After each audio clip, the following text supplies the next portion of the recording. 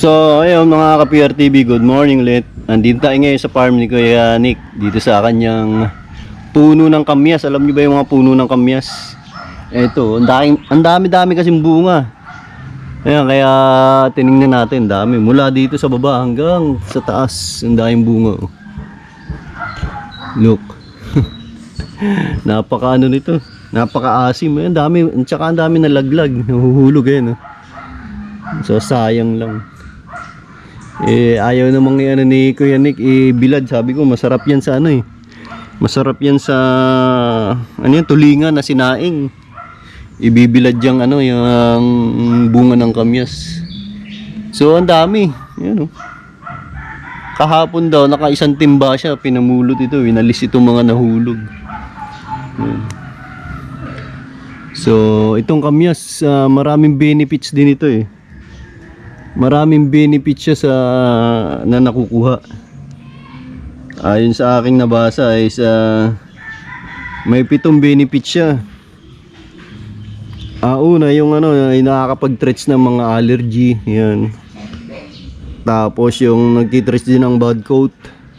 Yung ubo, yung ano, maganda rin daw sa ano ito, sa bone, sa buto.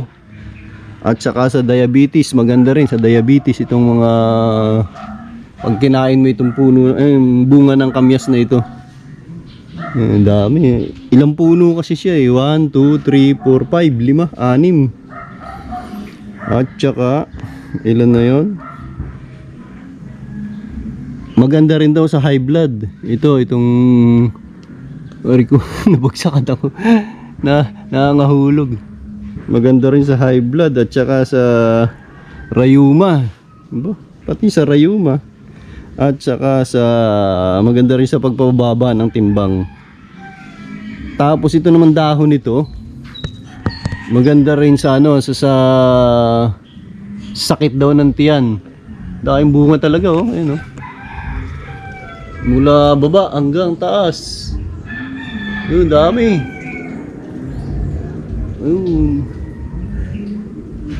Dami. Yan, itong puno na ito isang ano, pinakamaraming bunga. Ito yung iba yan. Konti-konti lang siya.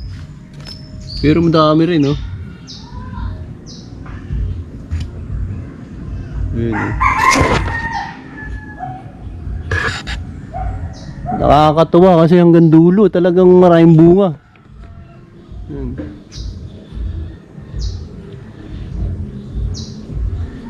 So madami siya, 6 na sanga talaga, 6 na puno. Isa, 2, ayun, 3, 4, 5. Tapos ito dalawa magkahiwalay, kambal. 6, 5, 6. So ito yung pinakamaraming bunga oh, hanggang dulo. Pero tingin ko ito yung pinakamatanda kasi ito yung pinakamalaki. Ayan oh. Dami, ang daming bunga. Grabe. Grabe oh. Ayan guys.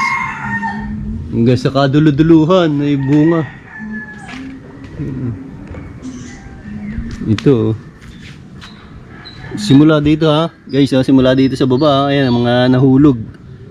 Ayan, mga dami, mga nahulog na bunga oh. Tapos simula dito marami na nahulog hanggang pataas ng pataas ng pataas. Padami ng padami oh. Iba mga nahulog na yung bunga nito yan oh. Tulad ito mga nahulog na yan. Tangkay na lang natira. So tangkay na lang natira na iba. Tapos yan, bunga. Yun. Dami. Kabilaan ito rin oh.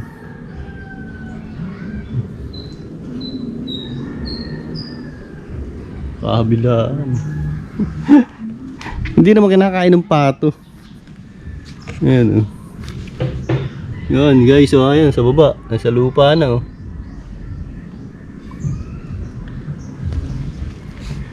Ayan guys, oh, dami oh, sarap. Sarap pa, asim yan. Dami. Grabe. Ayun, kabilaan oh. Titikman natin guys. Alam nyo bang ano? Alam nyo ba kung anong scientific name nito? Scientific name ng kamyas. Ay sa aking nabasa is Aberoa bilimbi.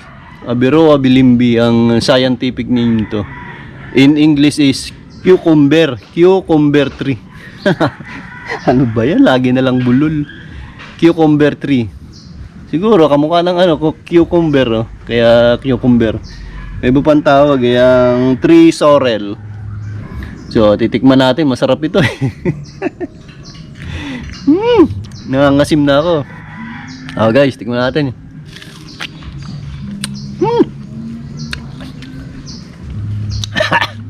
Asim.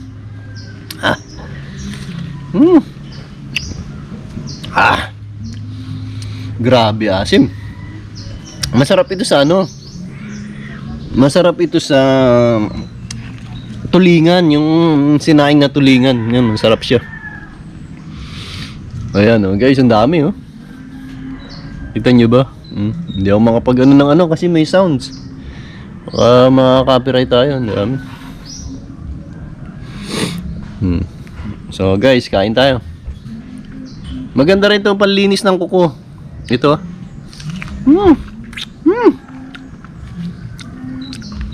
Asim. Ayan yung kuko. Maganda ito sa kuko. Sa kamay yan, panlinis. Nagkakaputi siya ng ano ng mga kuko.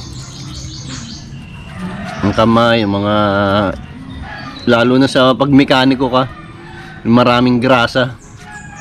Dali lang ito, saglit lang. Hindi mo na kailangan ng sabon. Ito lang, malilinis yung kamay mo. Yan. Kaya kung ikay mekaniko, huwag ka nang gumamit ng sabon, ito lang. Maghanap ka lang ng kamyas, bunga ng kamyas, tapos ikuskus mo sa kamay mo na may langis, mga grasa, yan, ganyan, gaganyan mo lang, rarab mo lang yan. Lilinis talaga yung kamay mo sa ano, dito sa kamyas. Maraming benefits to.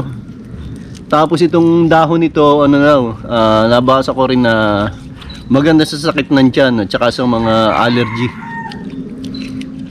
Yan. Yung bunga is ilalaga mo, iinumin mo para sa sakit ng tiyan. Tapos sa allergy naman, didikdikin mo. Tapos yung katas, ipapahid mo sa mga kati-kati. Yun. Marami rin palang ano, itong ano, kamyas, binabaliwala lang natin sa likod bahay. Ano? Tulad itong sa likod bahay ni Kenik, oh, yung naglalaglagan yung mga bunga, hindi pinapansin. Oh.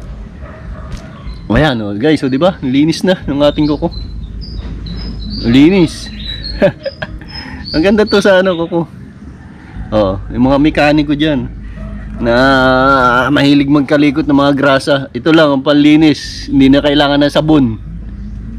Ano lang, kamyas lang, bunga lang ng kamyas, gaganyan. Kikis-kis lang nyo. Yan, gaganyan lang nyo. Di ba? Para mawala yung mga grasa-grasa sa talyer nyo na pinagkagawaan. Ayan. Kamyas lang ang katapat, hindi na kailangan ng sabon. Okay na to. So ayan guys, update ko lang kayo dito sa backyard ni Kuya Nick na puno ng kamyas. Oh. Sayang mga bunga nalalaglag. Nagbilad daw si Kuya Nick, kaso nangitim. Sabi ko nabasa ng ulan yun, kaya ganun, hindi na nasilong.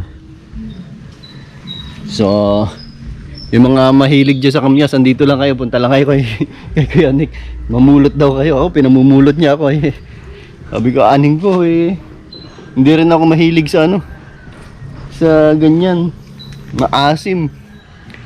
Ayan oh. Yung mga gustong humingi ng kamyas ni Kuya Nick, andito lang, ang dami oh.